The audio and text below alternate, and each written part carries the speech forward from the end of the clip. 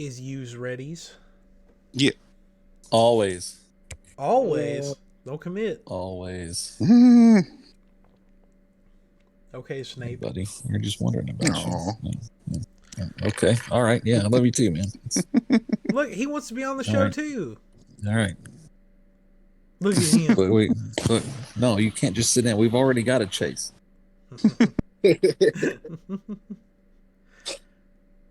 No. What a great way to start the show. This is just the intro now. Just Richard's dog. Trying to kiss me over and over again. I know, right? Welcome to episode 122 of Next Gen Newsweek, featuring two chases. Yeah, my name's Mitch. Joining me, we have Steven returning to the show. It's been a long hiatus. The real human Chase. Hello. And Richard and the dog version of Chase. Hello. Say hello, yep. Chase. He's like, don't do that ever again. Yeah, please don't. He's like, I'm here to be petted. Don't play with me. We have a great show for you. As always, we're going to start off with what we've been playing. Steven, what have you been up to in your hiatus? Man, I've kind of been all over the place. I just got the NSO expansion, so I visited a lot of those old games. Minish Cap, Mario Land 2, Shinobi 3, Altered Beast. I was all over the place. Really been doing like Call of Duty Mobile. Recently fell in love with Overwatch 2. Trying to do a little Fortnite. Just the casual stuff. Nice. Chase, what have you been playing? Last week, I told you I got through the intro of Atomic Heart, and I did finish it. It looks incredible, really, really weird in all the best ways. It's like an alt history version of like Soviet Russia. It's kind of like how the Wolfenstein games are, where they're like set in an alternative future, kind of like past future kind of thing. It looks really, really, really good. Feels like a BioShock game. Like when you're playing it, it feels like a really good BioShock successor, with probably like hints of Fallout sprinkled in. Most of the game takes place underground, but there's a very decently sized open world area above the ground. Like once you get out, you can explore. I will say it's a little heavy on the puzzle solving, but nothing seems super difficult to figure out. Enemy design and variation felt very good. It can overwhelm you if you're not prepared. Bosses are really challenging. It's a nice variety of craftable weapons and upgrades, cool skill trees for your character and abilities. The game rewards you for exploring, but it's not totally necessary for completion. Visually, the game is very, very impressive. I had a few hiccups with frame rate drops, and a few glitches here and there. I know they're going to patch those up, and pretty soon. Overall, I really enjoyed exploring this world and all the twists and turns in the story, and I hope it gets a sequel very soon. I did finally finish up that Outbound Ghost game. I was just really let down with it. Overall, like I said, the group responsible for porting the game and consoles like really screwed over the developer. It's just like really super buggy, long load times, glitchy textures, sound, everything. But I was like, all right, I'm gonna look all past all that and just play the game, play the story. I was determined to finish it. But like the story just gives you no closure. Like it just completely wraps around to where like the beginning, and you don't find out anything that happens in the game. Like well, that's rude. There's like, yeah, it's like and then after the credits roll, it drops you back into the world, playing a totally different, unrelated character, and I was like, all right, cool, whatever. So yeah, I finished it. I was like, whatever, I'm gonna move on to something else. I'd started Unravel a while back, and I decided to finish that up. If you never played it, Unravel or the sequel, it's kind of like a platformer, like Limbo, Inside, Little Nightmares. Really, really gorgeous game.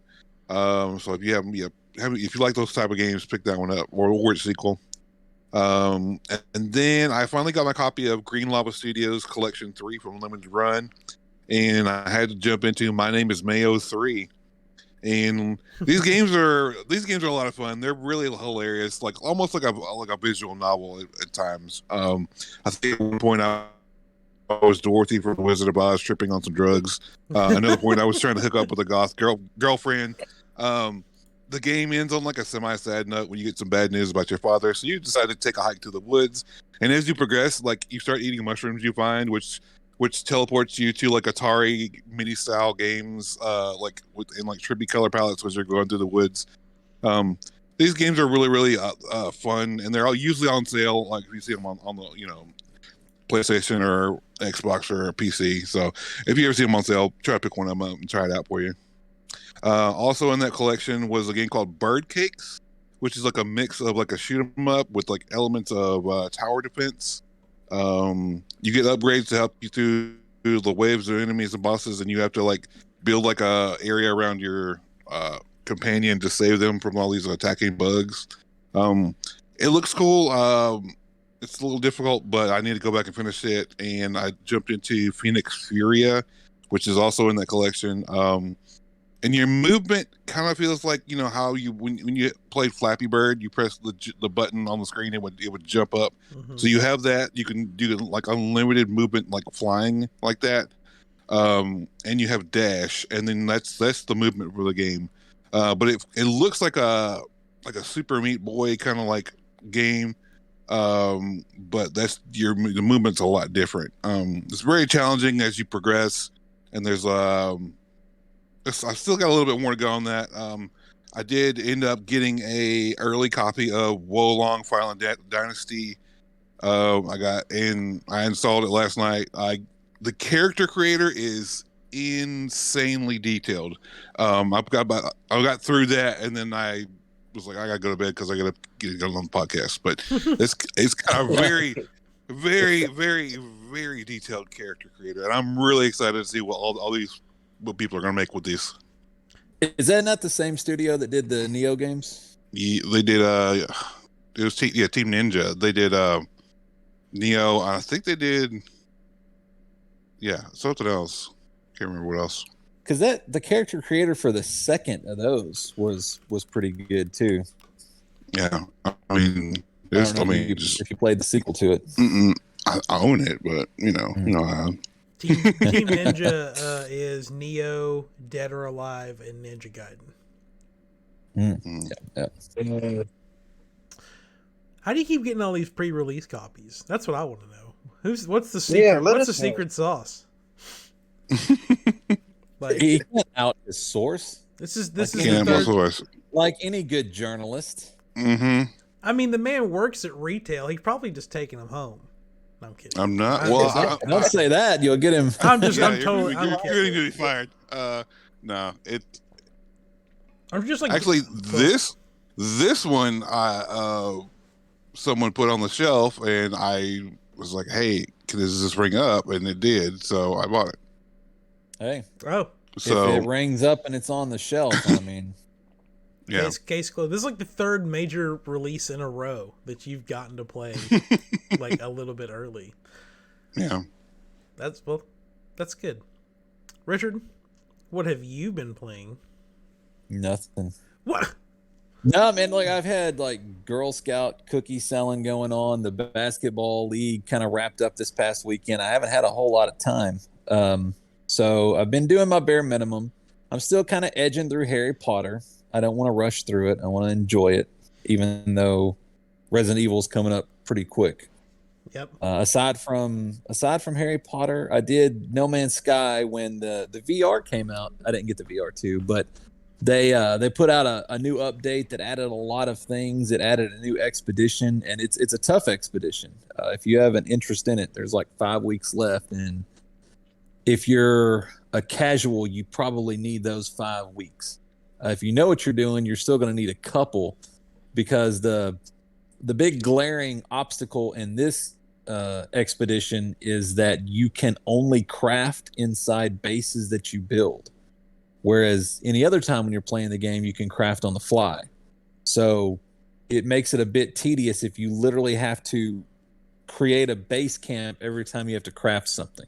So you're going to have to use your exocrafts better. You're going to have to like really stock and store materials. there's a lot of hurdles in this that they don't sound like big hurdles, but because you're so used to having access and the easeability of it, suddenly not having access to a mechanic makes it very difficult and time consuming. So if you're interested in that, and you should be, because if you get through the entire expedition, I'm going to say something and it's going to be to my knowledge. I don't know this for a fact, but to my knowledge, there's a brand new ship called a speeder, and the only way to get it is to finish the expedition.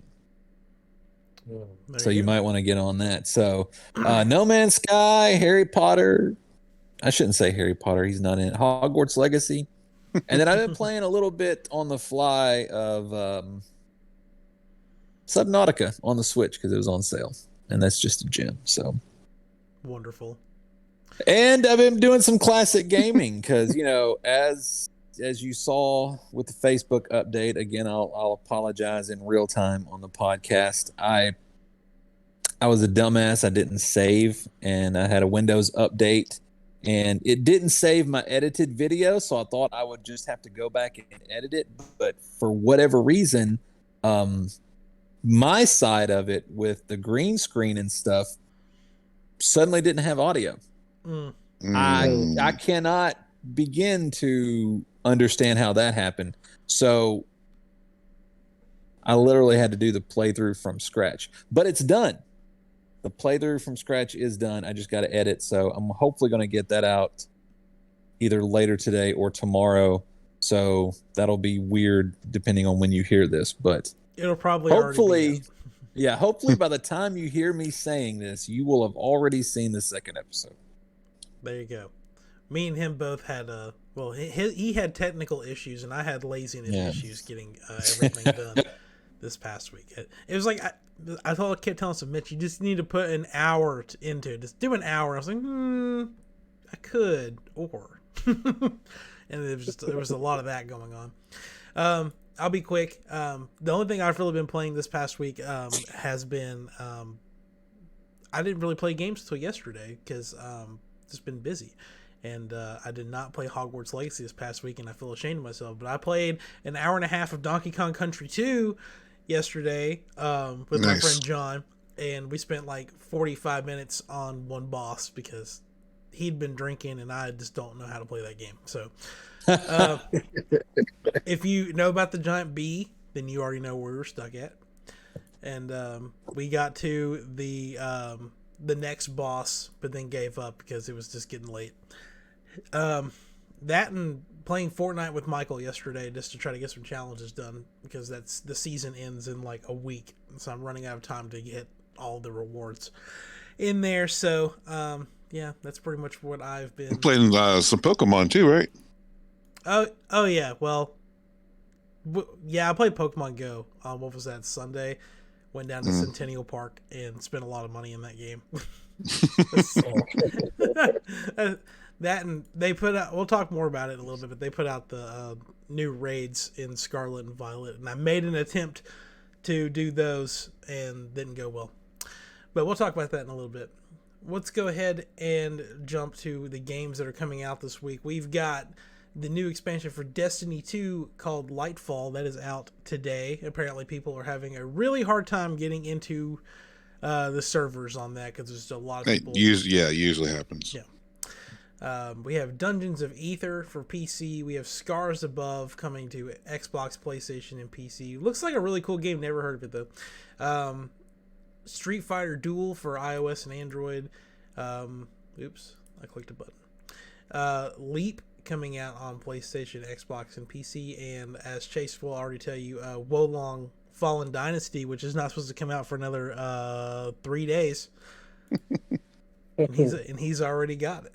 It'll be out by the time you hear this. Yeah. That's pretty accurate. So let's jump. Actually, before I jump into the news, is anything on that list other than, I guess, Wolong for Chase, but anything else anyone's planning on picking up? I think I pre-ordered Scars Above. I think it was like I got some kind of deal on it. I still wanted to jump into Lightfall just to check it out. I was gonna say, is it? I did not pre-order this expansion because I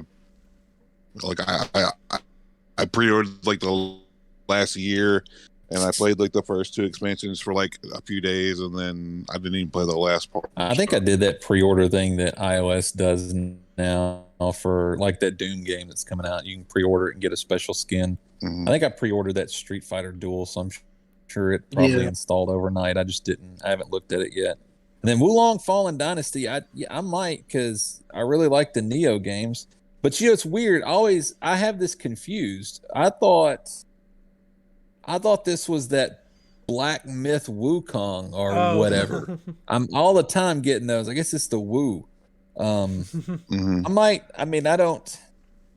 don't really have time to squeeze that in right now, but that will eventually probably be a part of my library because I have all the Ninja Gaidens and wait, hey, look, is it Gaiden or Gaiden? Gaiden. Is it Gaiden? Okay. Looks like Gaiden. I have all the Ninja Gaiden, so. I mean, you can call it whatever you want to, but. Well, no, I want to be right. Typically it never works in my favor because I called it Terraria for years, and apparently the actual pronunciation is Terraria. Mm-hmm. Yeah, and that just sounds weird. Yeah, I like Terraria better. I do too. I would love to play Destiny 2 Lightfall, but I haven't played Destiny 2 since the original Destiny 2 came out, and so like I am super far behind and outdated, and all of my weapons are probably not good anymore. So I think I've missed the train with them. It's gonna just I'll get my free expansions through PlayStation Plus like 2 years after they release, and we'll just call it a day on those. All right, we have some breaking news just happened this morning that Chase thankfully shared for us, so we didn't have a little outdated stuff. But Elden Ring is officially getting an expansion called Shadow of the Erdtree. Big excite. It is just now in development, so no idea when it's actually going to come out. But we got some cool art. I'm clicking through it now. It looks like Elden Ring. Who'd have thought? It looks a lot like that game that came out early last year. Yeah, it sure did. Elden Ring has also officially sold 20 million copies in the past year. Big number until you realize that in the past less than a month, Hogwarts Legacy has sold 12 million copies, and the PlayStation 4, Xbox One, and Switch versions aren't even out yet. But still, an impressive number. Isn't there an island in Elden Ring that's like still grayed out? Maybe that's where the shadow is of the Erdtree. That's the only thing I can think of where they would put this. Or just what's weird? I'm actually looking at the map right now because I was like, let's see what's in the shadow of the Erdtree. Where is the shadow? Or it also like they could expand the underground area. Yeah, that's true. I don't, looking at the map, like the Erdtree in the center, there's like some little, oh no, never mind. Those aren't little islands. Those are little people in rowboats. Okay. That's to the left of the tree. To the right is a little peninsula with a small island, but it says Isolated Divine Tower on it. So apparently we've been there. What if you, it's actually like a foreign exchange student program where you go to the Blueberry Academy. That's the expansion. That's a Pokemon reference. I mean, I'd play it. Like, can you imagine? Rise, whatever you're it is. going to school. Yeah, a lot of people are assuming we're gonna go up against Mikola. Well, even like down around it, because when all the gameplay that we have in the Erdtree is like up in the Erdtree. We've never seen anything around the base of it, so it could be the area just immediately around the bottom. So still like in, what is that area called? Lindell? But just like after you've wrecked it? Yeah, I think so. Oh, that's right, because that whole city... spoiler alert! That whole city gets destroyed. I think we've all played it now, haven't we? Steven, have you played Elden Ring yet? Casually. Okay. Okay. Gotcha. Well, good, because, I had to make sure. Yeah, spoilers for Elden Ring, but you've had a year. There's 20 million people that have already beaten that game or at least bought it, and hopefully about 100 of you watch this show. So I mean, you've beaten it. There's a good chance. The odds are stacked against you if you didn't. But anyway, yeah, super excited. I thought it would already have come out by now, but I guess it's just now in development. But maybe they'll probably be like, "Oh, hey, welcome to the Game Awards. By the way, here's Elden Ring DLC, and it's out now, and it costs $30, maybe, or however much From Software expansions are. I know they do like one major expansion for every game, mostly. Usually, I don't know how much they cost though." Let's see here. Moving on, we've got a bunch of PlayStation stuff to talk about. We're going to talk about the state of play next, or the next thing after this. But to kind of break it apart, we have the PlayStation Plus games for March, including Battlefield 2042. Finally, they're giving it away for free. I went the whole time without having to buy it. Minecraft Dungeons and Code Vein. I'm super excited to get to play Battlefield because I just didn't want to pay $60 for a janky mess, even though I do that for Call of Duty every year. But anything else on these three games everyone's planning on or excited to pick up play for the first time? Yeah. No Minecraft Dungeons for you and your daughter? I mean, we've had that for a while on the Xbox. On the past, and we still haven't. So I mean, occasionally we'll play like just classic Minecraft, but I don't know, there's never been, I don't know, I feel like any game that brings story element for some reason would kind of kill it for me. I don't want to know what's going on. I just want to be curious. I just want to mine and craft away. Don't care about the rest of it. I don't even know what Code Vein is. I mean, I've heard of it. Isn't that? It's like Vampire Dark Souls. Yeah. Oh. Yeah. There we go. Like anime Vampire Dark Souls. Ooh. Say less. I think I bought it for like $5 one day, and then I never played it. So. And one of these days. there was something else too, wasn't it? No, not anything else directly into, but Teacha is mentioned here. Yeah, that's coming to when it releases. I think it's going to be in the store or available on that PlayStation Plus, and that'll come out later in the month. Yeah, which that's like that very cartoony, like almost Wind Waker-y type game, isn't it? Mm-hmm.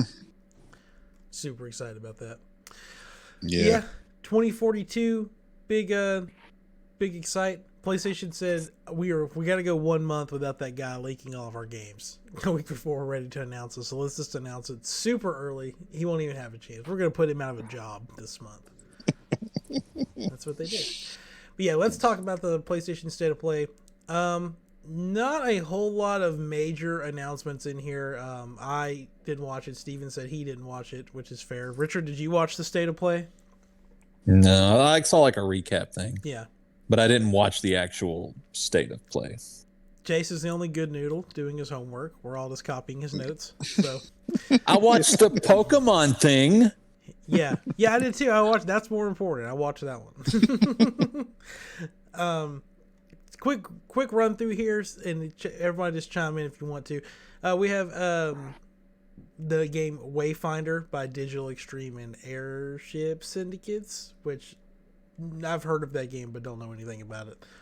It just looks like it's an action RPG. That's another one. Yeah, that's where we're at. Mm-hmm. We have the Naruto X Boruto Ultimate Ninja Storm Connections, which I guess it's a new game. Yeah, not an expansion. Steven, are you a Naruto X Boruto Ultimate Ninja Storm person? I am a Naruto/Boruto anime lover, but the video games are the same as the Dragon Ball games. Once you get far down that line, you're just paying for the same game over and over and over again. Mm-hmm. It's like at this point they might as well pull a Rockstar and leave that Ultimate Ninja there. So when they start putting out more characters, just put them out as DLC like everybody else is doing. Mm-hmm. So it's a waste of my time at that point. I enjoy watching them and I'll play them if I'm over somebody's house, but as far as me buying them, it's a waste of money. So But I like whenever they released the Dragon Ball game and then they modified Kermit the Frog into it. That's Wait, they did that? yeah, they did it for one of the last Dragon Ball games. He plays Kermit. I just remember seeing Kermit and Shaggy fighting each other. I was like, "What is this?" Oh, it's Dragon Ball. Okay, that makes sense. It's probably a tribute to Devil Artemis. He does a lot of animations dealing with Cell and Kermit and Charlotte and stuff like that. So we finally got to see new information on Goodbye Volcano High, which was like one of the first games ever shown off for the PS5 in like that original presentation. It is coming out, I just had it in front of me, where we go. June 15th, you get to have narrative conversations and rhythm sections and band practice with your friends. With these weird, whatever you call these things. They look like birds, but also lizards, so... and one of them smoking a cigarette. I already talked about, yeah. I'm just calling it what I see right here. Yeah, as Chase already mentioned, Ticha is launching March 21st. It is launching into the PlayStation Plus Extra and Premium tiers, so you have to have one of those to get that game for free. So it's kind of like Stray, whenever Stray came out. Super adorable looking game, though. Yeah. The creators of Tetris Effect have a new game called Humanity, which you get to, you see little... It looks like Lemmings, but like with people. Yeah. I've heard so much about that game, Lemmings, and I've never played it. Oh, wow. That's a classic game. Well, yeah. That seems to be how it goes. This is launching for PS5, PS4, PSVR, and PSVR 2. Because okay. I thought PSVR would be dead. Prove me wrong, though.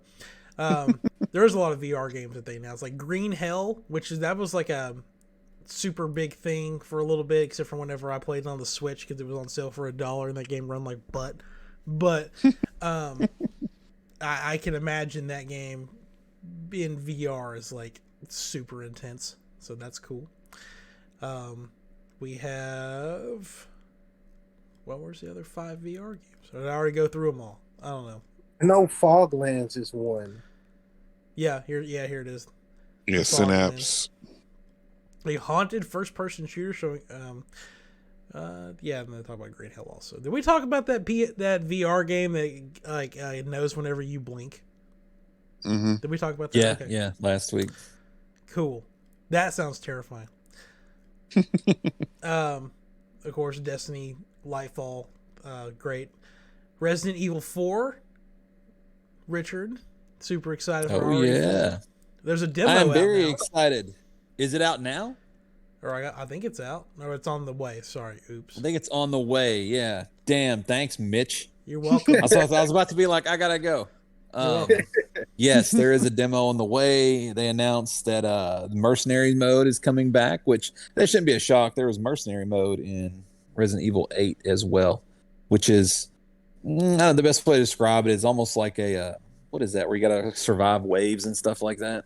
Like a horde mode. Basically, yeah, horde mode. You kill as many enemies as you can before the helicopter comes and get you out.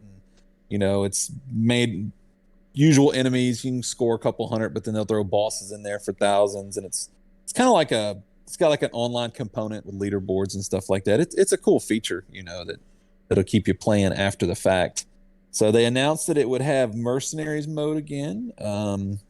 They announced something else. No, they didn't announce anything else. They showed like one of the boss fights that happens about halfway through the game. I guess it's going to be kind of hard to spoil it. I don't think they're changing the story or anything like that up on the game, but I know they have said that the village portion is a lot normal than the original. They have said that they have included side quests, which were not part of the original. And I think a lot of the areas have just been sort of remapped. So you'll know what you're doing, but you won't know where you're at. And I think that's probably a good recipe for a good remake. So, yes, I am very, very excited for RE4 remake. That comes out the end of March, like the 24th. It is. I think it's like the 24th, 28th, 20-something.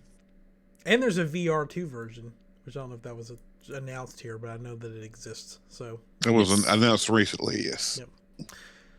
We have Baldur's Gate 3 coming out on PlayStation 5 on August 31st. People were questioning whether this was going to be a PlayStation exclusive. Apparently there's an Xbox version in development, but it's not going to be out by August. But yeah, apparently they were having issues with it running on the Series S, and they're trying to figure it out a way around that. So yep. And we had Street Fighter 6 got 3 new characters. We got Zangief, Lily, and Cammy. Don't know who any of those people are. They'd also confirmed before this that Street Fighter 6 is going to be at the EVO 2023 Championship. So if you're participating in EVO, you'll get to play this game early, I believe. And that's coming out the game comes out in July. But I'm not a Street Fighter person. And this is also something that has not been, there's no trailer, there's nothing, but apparently Mortal Kombat 12 is coming out this year. Yep. Which is fantastic. That's my fighting game that's not Smash Brothers. Seriously? Yes. Yep. Yeah. Seriously, that's my fighting game, or seriously it's coming out, or both. I'll get Seriously, Fighter. that's your fighting game. Street Fighter was where it was at. Well, I played Street Fighter and Mortal Kombat growing up, but like my tiny hands gripping that controller is odd body. I could do more with Street Fighter than I could with Mortal Kombat for some reason. If Street Fighter got all gory like Mortal Kombat, I'd probably flip. But just something about them X-rays, it's like that they hooked me. And then we got this long-winded 15-minute-ish presentation about Suicide Squad kills the Justice League, to which everyone said, eh. yeah. Yeah. It is. I think the live service aspect just kills it for me. Mm-hmm. Big thing Yeah. here. You can play this game solo, but it will automatically fill the game with 4 bots or 3 bots. You have to always be connected to the internet to play this game. And yeah, live service stuff, loot boxes, it's all here. It's like the Avengers game, which means that it doesn't have a long shelf life, which sucks. I was really excited for this game too. I was like, the option to play 4-player co-op sounds great. But, just always had to be connected to the internet, all this other stuff. It's like, no. It's not for Mitch no longer. I'll just watch the videos and I'll get caught up that way. But yeah, that's all of the announcements from the PlayStation State of Play. And we are going to move on to a quick headline featuring Microsoft. They don't pop up a lot in our news segments anymore because they're not really doing much at the current time. But I think this is a big one. They have signed a 10-year deal, a 10-year binding contract, we put it that way, to bring Xbox games to Nintendo consoles. Pretty much meaning that if the Activision Blizzard deal goes through, 10 years worth of Call of Duty games will be made for the Nintendo Switch, which it might seem like that's a smart business move, but unless you're one of those people that we keep bringing up, this small pocket of people who only have a Nintendo Switch, they're the people who are going to enjoy this. Everyone else is like, no, I'm not going to play this on the Switch. Because we've talked about with Hogwarts Legacy, I'm sure in the past we've talked about with Dying Light and all the other cloud games that have been, announced and everything. It's like the only people who are going to use that stuff are the people who don't have access to playing it somewhere else. And that's the exact same thing here with COD. And that's automatically going to paint a bad picture in my eyes because there's no way they're going to be able to get 60 FPS out of that. Oh, no. There's no way. What were you saying, Richard? I just, my concern would be, is this going to cause issues like quality issues? It would have to, because you can't have crossplay, right? So there's not going to be any kind of crossplay. And as far as quality concerns go, I mean, if you're not wanting to kind of take away from quality of the mainline consoles, which I mean, I guess Switch still would be, even though it's kind of aged, then if you're doing something special and secondary for Microsoft, or I mean Nintendo, then that's going to increase your development time too. So I don't see how this is a huge win unless there's like a different studio, maybe like perhaps what you have on the Nintendo Switch is not what you have on Sony and Microsoft. Like it's a completely different Call of Duty game. The official announcement says the company has locked in a 10-year agreement to bring Call of Duty to Nintendo device owners, quote, the same day as Xbox with full feature and content parity. Oh, well. I don't know. Seems like a... As we're going to talk about, the rumor mill of the next Nintendo system are starting to ramp up again. Maybe it's more powerful and can handle current Call of Duty games versus where the Switch definitely couldn't do that. So, it's cool. Don't get me wrong. Like if they're like, hey, here's Black Ops Cold War. It barely runs, but it does run at 60 frames. You can sync your game with your Xbox or PlayStation version to the Switch, and now I've got mobile zombies I can take. Okay, that's cool. But like, I'm not gonna be playing multiplayer trying to grind levels and weapons and stuff on the Switch. Like that would be my campaign and zombies machine. That's what I would do, because I could just sit there and just play. I could pull a hi David Pettit. I could pull a David Pettit and just play my Switch and watch TV at the same time, and maybe tap a mobile game on my lap. As he is done. Just for it's been 10 years since the last Call of Duty game was on any Nintendo console, which was Call of Duty Ghosts for the Wii U. Never played that one. I did own Black Ops 2 on the Wii U, which it got a zombies mode, and I could kind of do what I'm talking about, where I could play it on the Wii U gamepad, but they never brought any of the DLC over. It was just the one zombies map. It's like, okay, well, this is old, so just stop playing it. But hopefully the deal goes through, and this is something we could look forward to in the future. But until then, it's kind of just up in the air about whether this is actually going to happen or not. And the other big thing, we had a Pokemon Presents yesterday because it was Pokemon Day. Happy 23 years, or however long it's been, 27 years of Pokemon stuff. And I'm just going to quickly go through some of this because none of us really pay attention to Pokemon World Championships, or do we? I don't think anyone pays attention to that. No. It's going to be in Japan. They released some cool art of all the Pokemon eating ramen.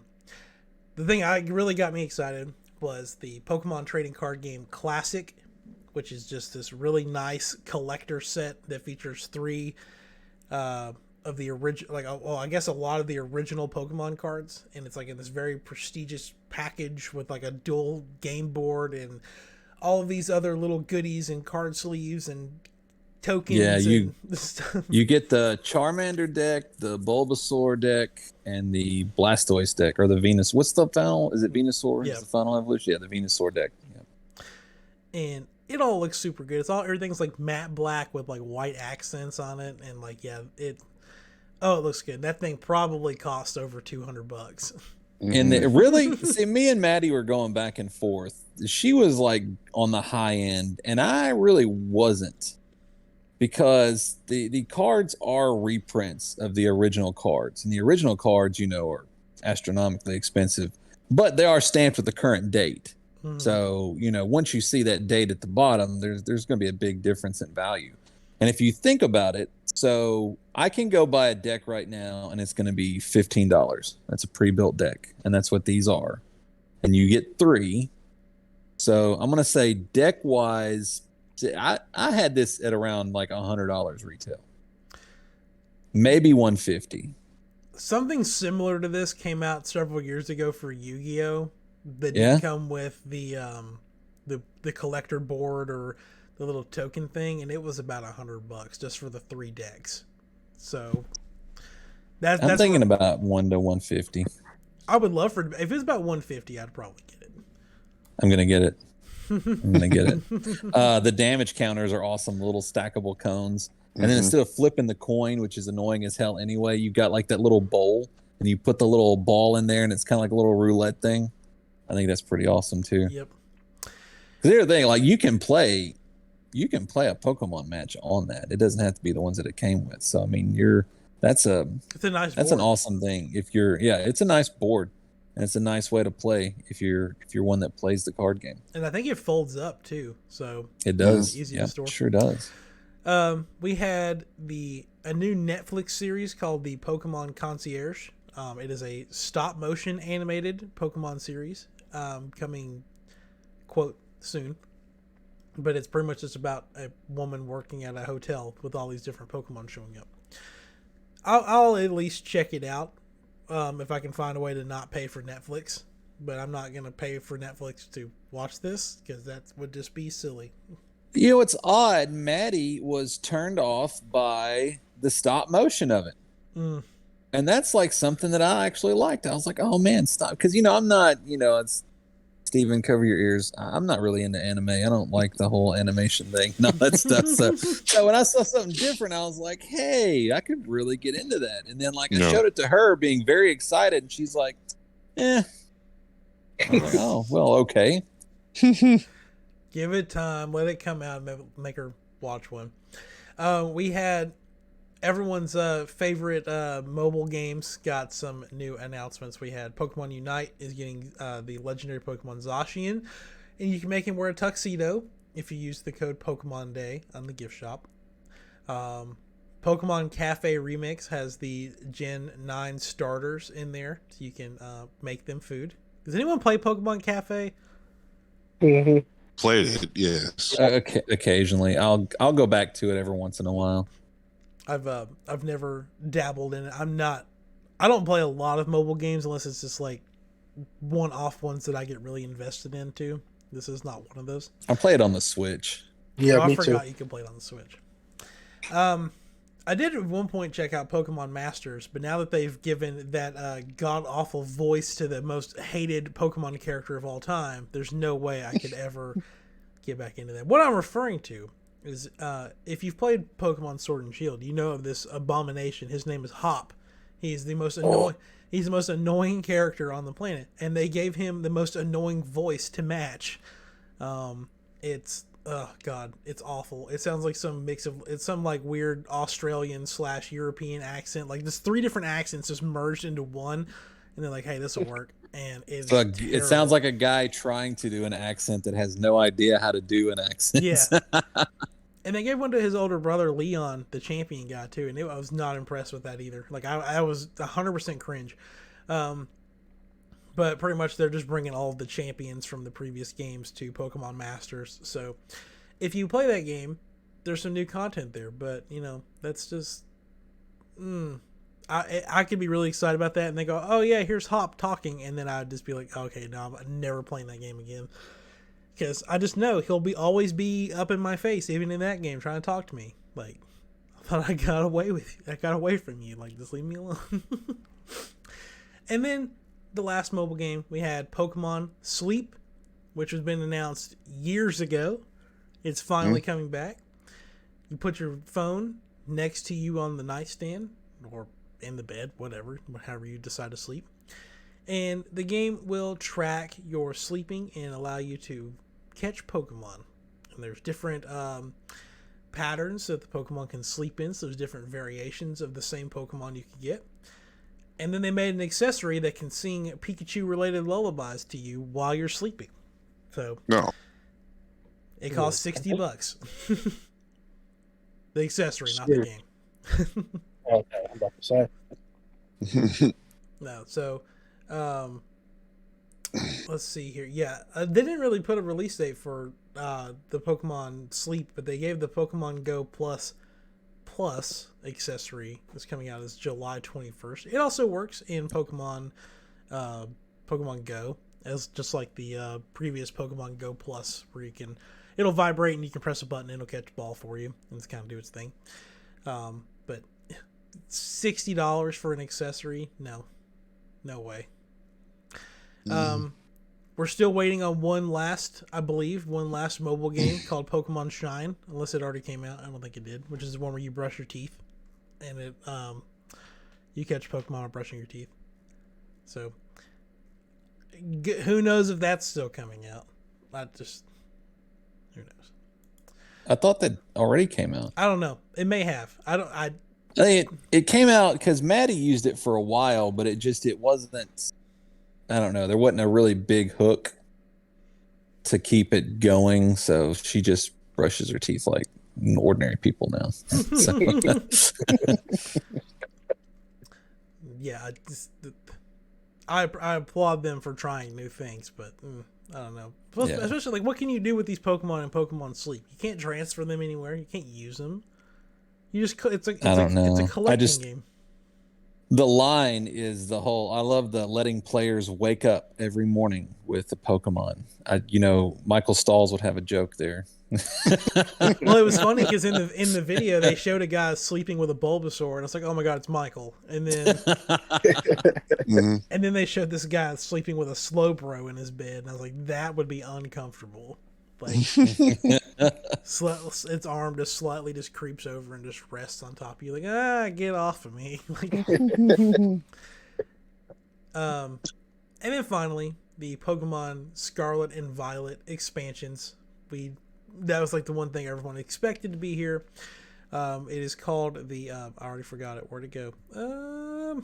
I lost it. I hate this. It's called the Hidden Treasure of Area Zero. I pulled that off the top of my head. I remembered it.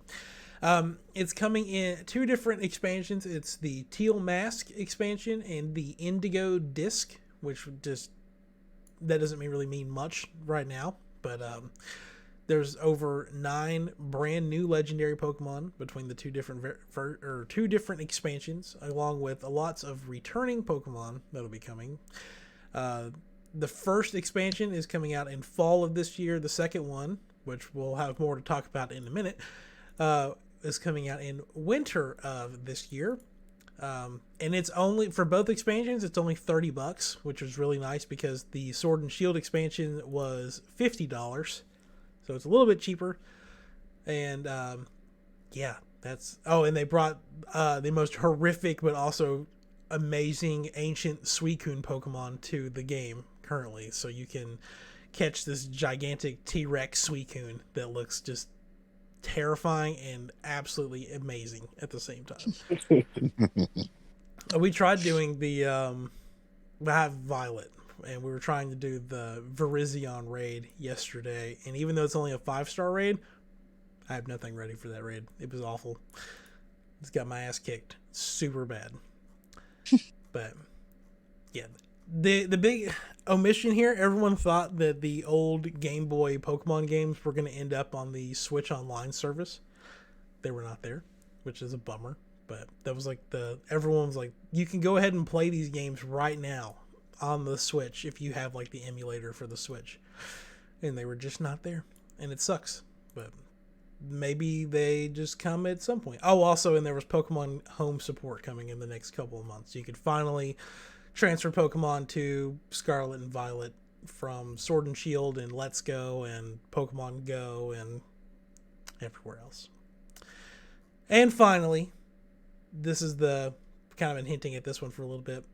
So we don't talk a lot about a lot of leaks on here, and I still question whether we should talk about this or not. But there was a guy, I don't remember his name, but it was some Chinese like 4chan leaker or something.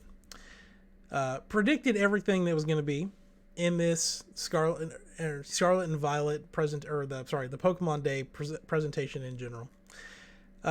Leaked a bunch of stuff a couple days in advance, and then this guy at the very end of his thing says, we're working on a graphics enhancement patch for the new Nintendo console coming out at the end of 2023. So now no one knows what to believe. Is this guy just making shit up at the very end just to fool people? Or does he actually know that there's a new system coming out at the end of the year? I would love for there to be new hardware. Big excited for new hardware. But I've also seen in the past where people will get everything right and then they throw one little thing in there just to screw with people, and there's nothing more you can screw with people over than new Nintendo hardware. So maybe this has happened. I'm not saying that it's never happened, but I would like to know if there's ever been a time that new hardware was both announced and released in the same year.